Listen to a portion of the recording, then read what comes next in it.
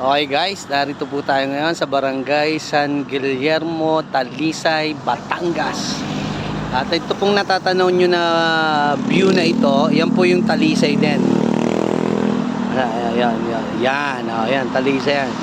Yan yung poblasyon nila, yung Talisay, yan. Tapos merong makikita kayong floating. Yan po yung Balay Isabel. Balay Isabel. Tapos po, dito sa kanan ko, ito na po yung Taal. Taal Lake. Ayan, Taal. Ayan ang Taal Lake. Yan. Wala na talaga sa... Ayan ang mga puno sa ano. Pero ito, merong nagsisimula ulit ng mga puno dito sa part na yan. Yan. Yan. Okay. Yan po tayo ngayon. Yan. Ito yung kasama kong videographer. Ito po yung mga katulad namin mga turista.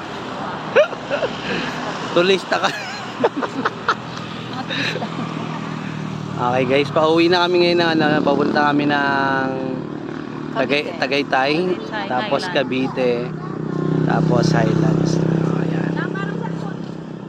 Okay guys, yan po yung natin. Tapos ito yung service namin. Ito, yan ang service namin. Okay, bye guys.